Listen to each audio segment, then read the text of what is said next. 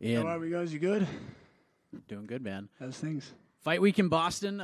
Some changes to all of this, but you don't seem too concerned about that. But big fight on a big card. How are you thinking about things with this fight? New opponent just a few days away. This is the thing with the fight game. It's infuriating at times. When you look at the welterweight division, you've had three fights pull out in the last couple of weeks. You've had Jeff Neal pull out. You've had one of the boys' opponent, Michel Pereira, pull out. And you've had Sean Brady pull out. It's part of the fight game.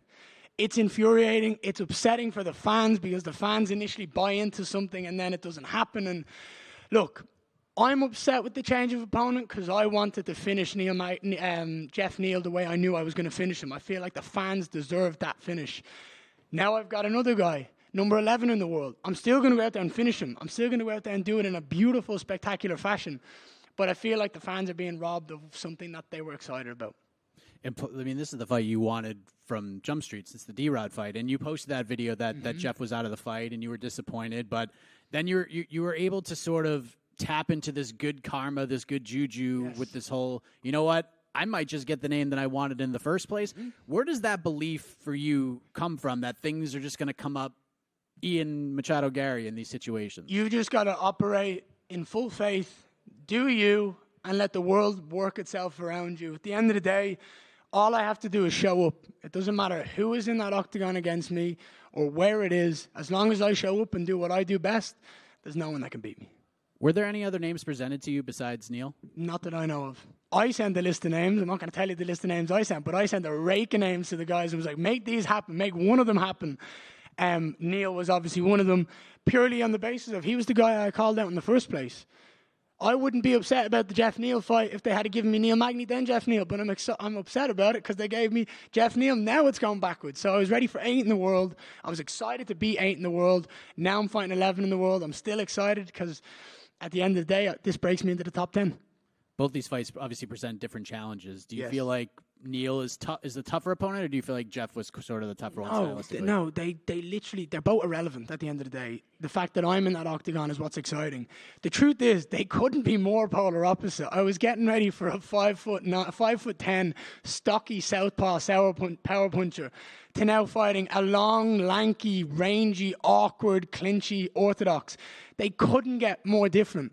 But when I show up on Saturday night and I absolutely manhandle and manipulate Neil Magny to do whatever I please, he's going to be in here. And I'm going to do with him as I please because I'm that good. You'll see that I actually don't need that much time to get ready for a fight. Last thing for me, this may be shocking to you, Ian, but you got the fans talking. You confidently said something that riled some people up. Good. You said earlier this week, I believe that I'm carrying this 292 card on my back, and that if it wasn't for me, this card would go down the drain. What do you say to those people who think you're crazy for saying that? Who in good fuck is waking up at 5 a.m. in the morning in Europe, or the rest of the world for that matter, to watch Aljamain Sterling and Sean O'Malley? They're waiting up for me. I can promise you that. They're waking up for me. They're staying there. They're tuning in for me because I'm a superstar in Europe. I've got an Irish nation behind me and a Brazilian nation behind me now. And I'm excited to go out there and show that I am a superstar. Ian, outside this card, it's also been a big week for you in the business world. You signed sir. with Better and Jake Paul. How did that deal come about? 2 young men taking over the world of combat sports in very different ways, and 2 people who like to be disruptive, 2 people who have a good social media mindset.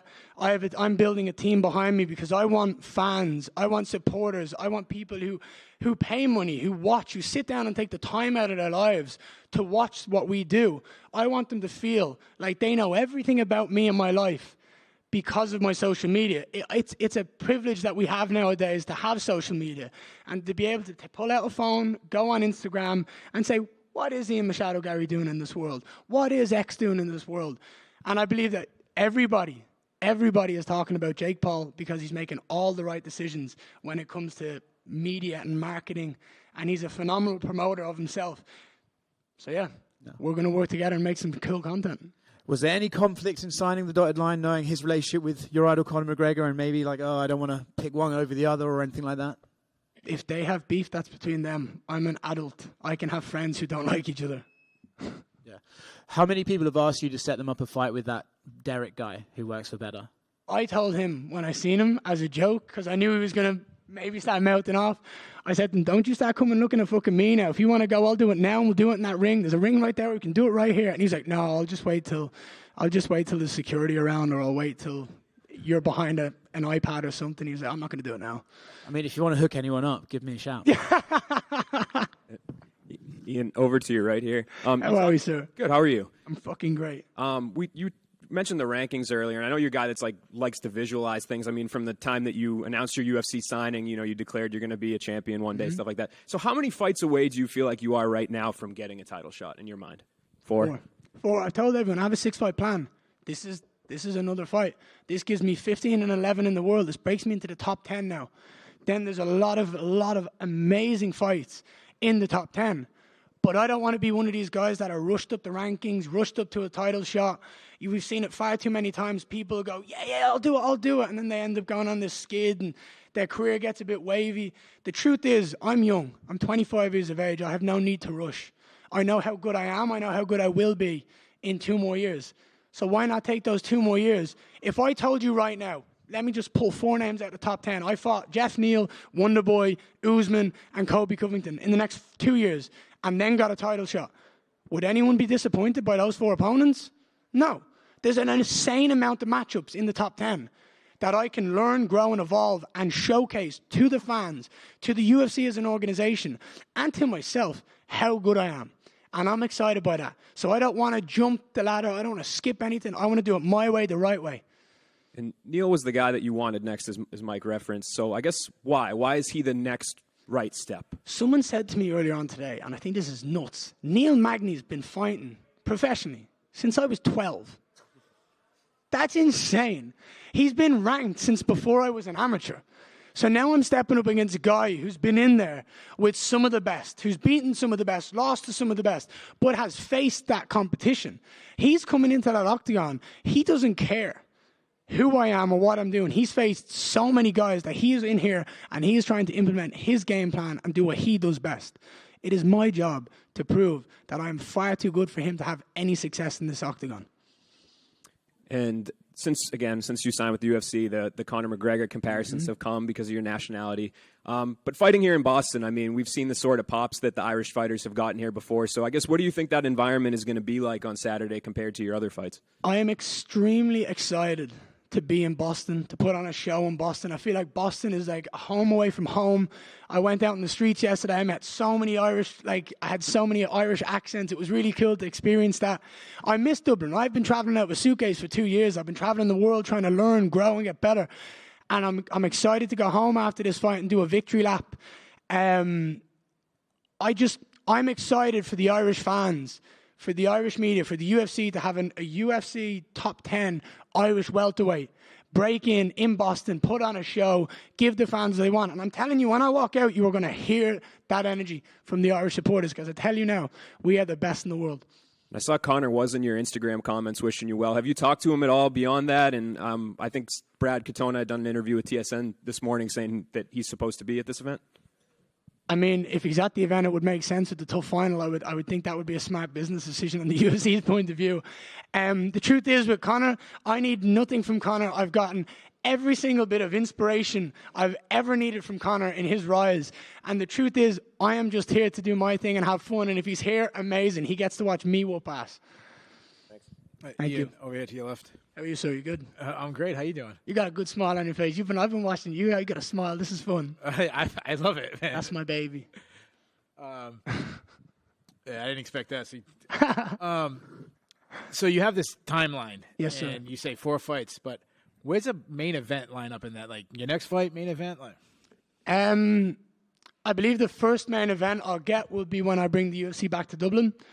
I want to fight in December in Vegas after this. This would be my 3rd fight in 5 months, by the way. I'm ridiculously active. I want to turn this around, beat Neil Magny with ease, go in there and fight one of the guys in the top 10, and then it's unquestionable.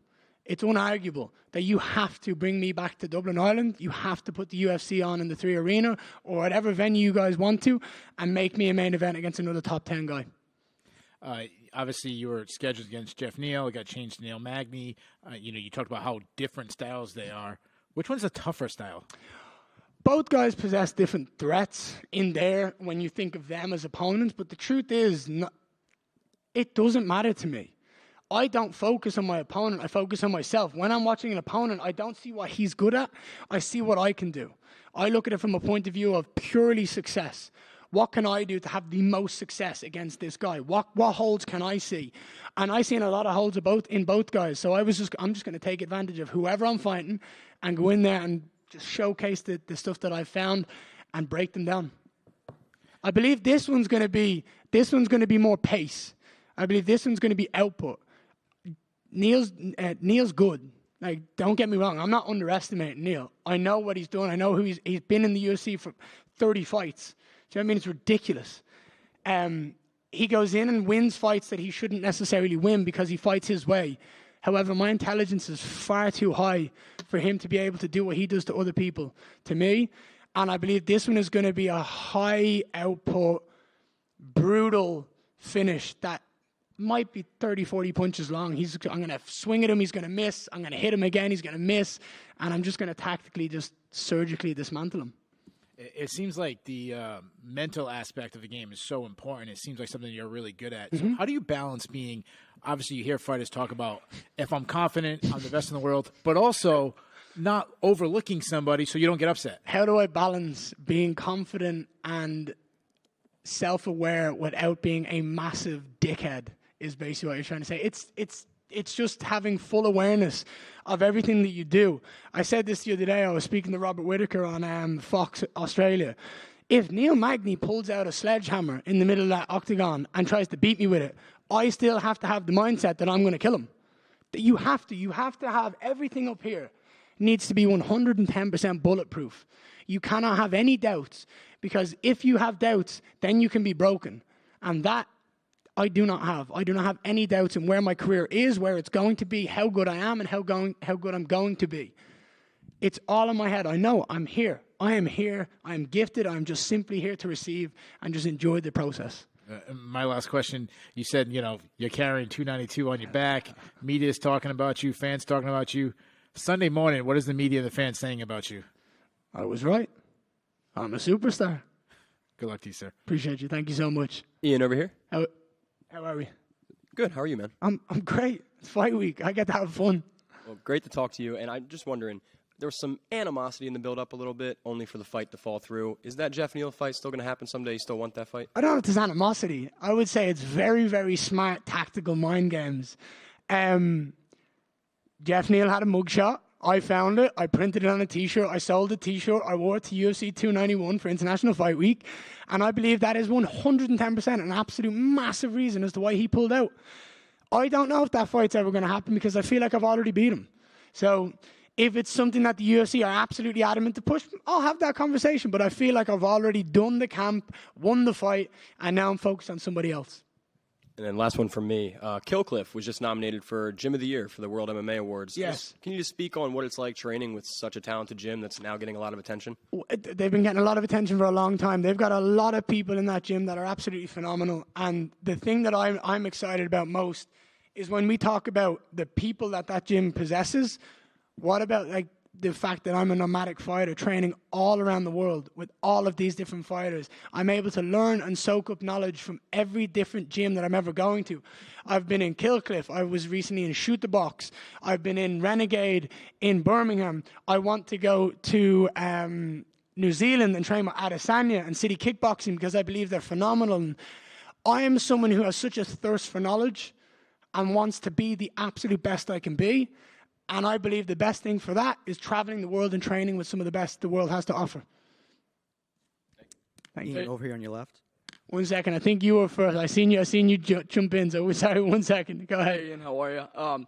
So throughout your time in the UFC, you fought on some really, really big cards. Yeah. And you've stayed very active. Yes, sir. When Boston was announced, was that a card that you wanted to jump on? And what's your excitement level for this fight compared to previous cards that you've been on?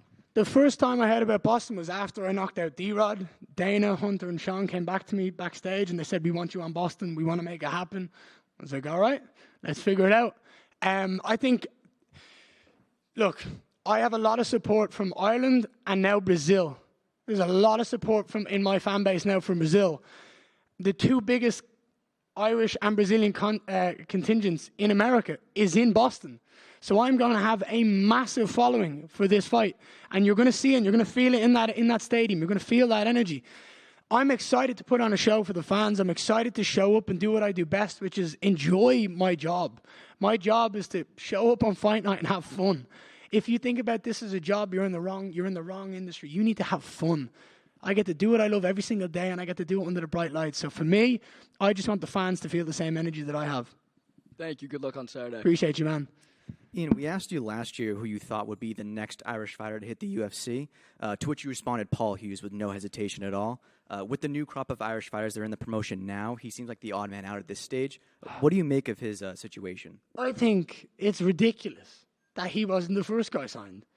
I think it's insane. He's so talented. He puts on such good fights. And for me, he was the next guy that should have been signed. I'm not telling the UFC what they should do, but that's their decision. They signed who they wanted to sign, and that's up to them. I just think Paul Hughes absolutely deserves a UFC contract. And do you have an official prediction for this fight? 8 minutes. I don't know how. I haven't seen it yet, but I don't see him lasting longer than 8 minutes. He's far too slow. He's not as technically sound as I am. He hasn't got the tools that I have, and he's just not as good as me in every single aspect of the game. So, yeah, whether he wants to clinch and I sub him unconscious, or whether I beat his ass for 15 seconds and then I do it again for another 15 seconds and another 15 seconds with combinations and just speed, he can pick his poison. All right, thanks, Ian. Appreciate you. Yeah, one last one real quick. Main event, Aljamain Sterling versus Sean O'Malley. Put your analyst hat on for us for a moment. Who do you think wins that one? It's hard to argue with what Aljo has done in his last couple of fights, in his last few fights. Like, everybody's been doubting him, and like he says, Aljo has been upsetting the UFC's kind of apple cart, per se. But I think the body of work he's done is unquestionable. I think from a brand point of view, I think the UFC want O'Malley to win. But I to be honest, I couldn't give a fuck. I don't care who wins. At the end of the day, if I get a number 10 or less beside my name, that's all that matters to me on this fight card. So, yeah. Just want a prediction from you for the welterweight title fight. Ooh, that's a nice accent.